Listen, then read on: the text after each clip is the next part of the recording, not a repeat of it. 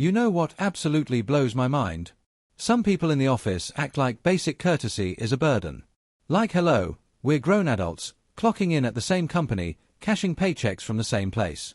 But apparently, saying a simple good morning is like climbing a mountain for a few folks. I'm Brittany, 27, working in the billing department at a logistics firm. My husband, Cameron, 30, works construction and rolls his eyes whenever I mention office tension. According to him, women just make drama.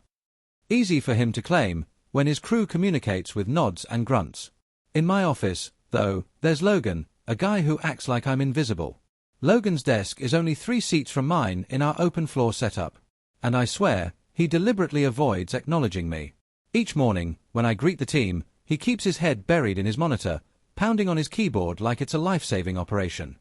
If I chat with co-workers about weekend plans, he instantly checks out, earbuds in, fake urgency on his screen.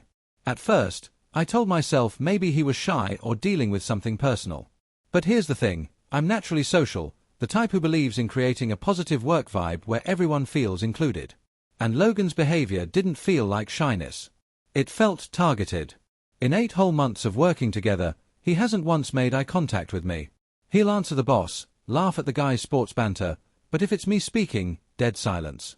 Cameron just tells me not to take it personally. But it felt personal. The man would joke with male colleagues, then clam up the second I joined. That energy screamed hostile work environment. The final straw came during a team meeting. I suggested a billing system improvement, and Logan actually rolled his eyes. Loudly shuffled papers like my ideas were trash. I caught Jensen, a customer service rep, giving me this sympathetic glance, proof I wasn't just imagining it. That's when I started documenting everything. Because, honestly, I wasn't letting some passive-aggressive co-worker ruin my workplace. And Jensen, he became a surprising ally. A good listener, validating what I was going through. After 3 weeks of Logan's continued freeze-outs, I finally sat down with HR. Patricia, our HR rep, asked me for dates and details as I slid my notes across her desk. Logan is creating a hostile environment through deliberate exclusion, I told her. Patricia nodded, promised to investigate. For once, someone was taking me seriously instead of brushing me off like Cameron always did. After that meeting, Jensen swung by with coffee. He'd witnessed Logan's behavior firsthand and confirmed it wasn't professional. He started checking in more often, bringing me coffee, offering to be a witness for HR. We began having lunch together, sometimes in his car to dodge Logan's energy in the break room. Unlike Cameron, who constantly told me to just let it go, Jensen actually listened and gave advice. He told me I deserved to feel comfortable at work. And he meant it. Our lunchtime talks became the highlight of my day. Jensen could make me laugh, lighten the stress, and he actually wanted to hear about my struggles. Cameron, meanwhile, came home exhausted, barely asked about my life. I wasn't seeking anything inappropriate, just someone who respected me. But I'd be lying if I said I didn't look forward to Jensen's texts or his excuses to drop by my desk. Ironically, Logan's behavior only got more extreme after my HR complaint. He'd physically leave a room if I walked in. It proved I was right to report him. Over the next weeks, Jensen and I slipped into this natural rhythm. Coffee in the morning, lunch breaks together, casual texts throughout the day. Supportive, easy, validating. Your husband doesn't realize how lucky he is, Jensen told me one afternoon. And that hit hard.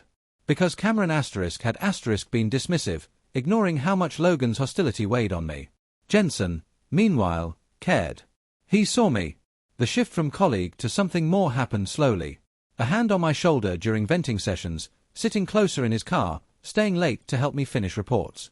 One evening, when the office was nearly empty, he kissed me. And it didn't feel wrong. It felt like the natural outcome of finally being understood by someone. Cameron hadn't been emotionally present in months. I knew where things were headed with Jensen, and I didn't fight it. From there, things deepened. Morning texts, private jokes, constant check-ins. Jensen made me feel valued in a way Cameron no longer did. The irony wasn't lost on me. If Logan had acted like a normal coworker, none of this might have happened. Cameron remained oblivious. He ate dinner in front of the TV, barely noticing when I said I'd be home late. That neglect only magnified how significant Jensen's attention felt. Some people don't appreciate what they have, Jensen said once, and I couldn't disagree. 3 weeks after my initial HR complaint, Patricia called me in for a follow-up. I expected news of Logan's discipline, maybe an apology, maybe training. Instead, she wore this unreadable look. "Brittany, I've completed my review of Logan's behavior," she began, flipping through a thick file. "From my interviews, he treats everyone with the same reserved attitude. His interactions are minimal across the board, not directed specifically at you." My jaw dropped. That wasn't true. I'd seen him joke with others, only freezing me out. Patricia continued, "Multiple colleagues confirmed his generally quiet. But," she paused, "they did raise concerns about your relationship with Jensen." My stomach sank. Concerns? What kind? Extended private conversations. Eating lunch off-site together. Staying late when your roles don't overlap. Inappropriate texting during work hours. Patricia's voice turned formal. "Company policy prohibits personal relationships that could affect workplace dynamics."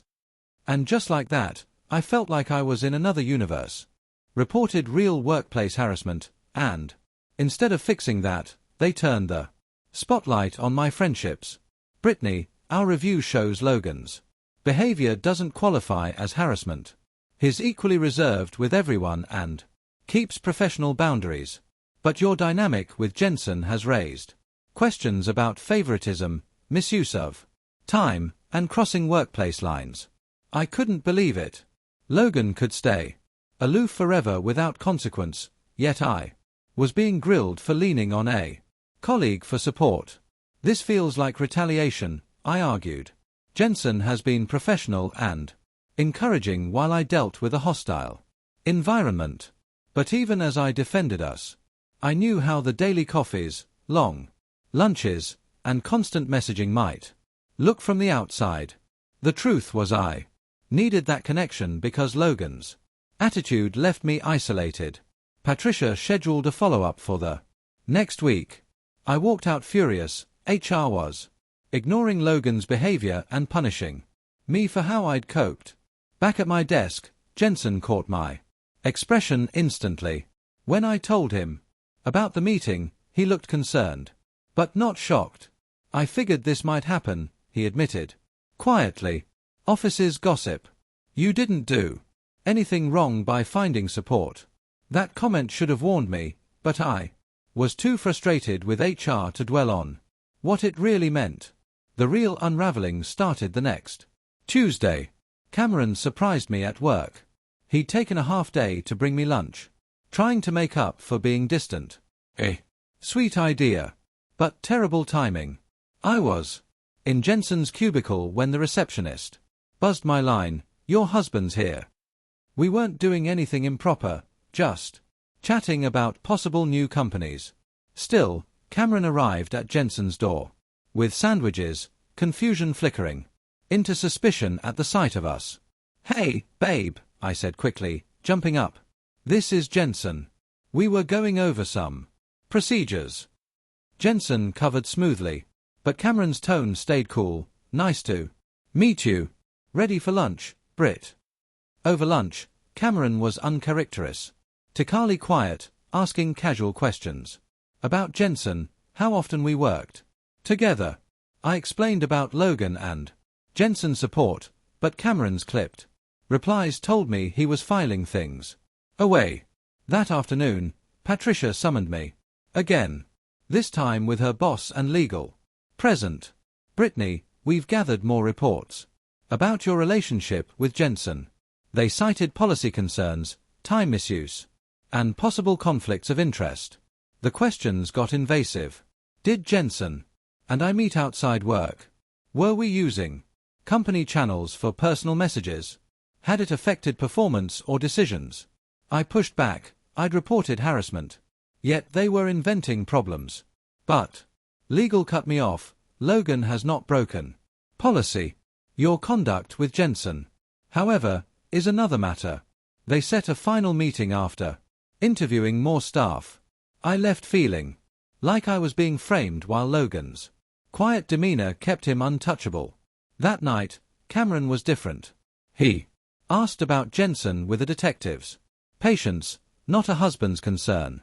Why hadn't I mentioned working so closely with someone in another department? I tried to explain, But the way he watched me made my stomach twist. The next 2 weeks were brutal. Cameron suddenly noticed every late night, every outfit, every text.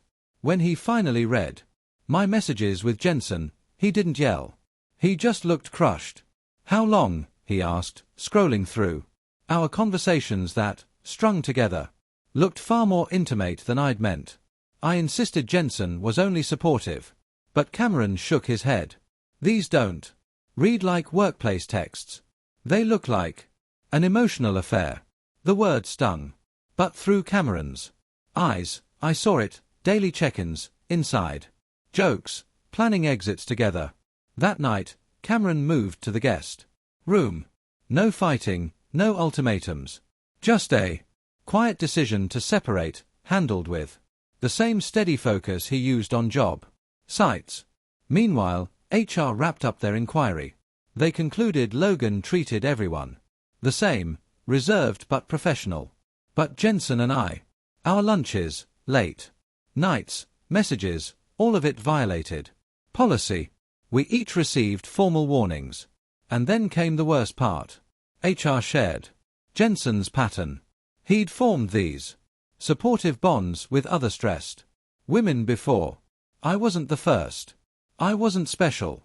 Just another name in a line of colleagues he'd comforted past professional boundaries. Logan. He carried on, steady and quiet, untainted by drama. Cameron filed for divorce 10 weeks later. Calm, decisive, no counseling. When you're the one who strays, sympathy is scarce. Friends saw how hard Cameron tried, while I looked like I'd checked out. For months later, unemployed and struggling, I spotted Logan at a cafe. He was laughing with his girlfriend. Relaxed and warm. He nodded politely at me, the same reserved acknowledgement he'd always given. In that moment, I realized his hostility had just been discipline, avoiding exactly the mess I'd created. Cameron rebuilt quickly, with someone who valued steadiness. Jensen moved on to a new office, probably finding his next support. And me. I'm 28, starting over in a smaller apartment, learning the hard way about trust, boundaries, and the cost of mistaking attention for respect. Sometimes the quiet ones had it right all along.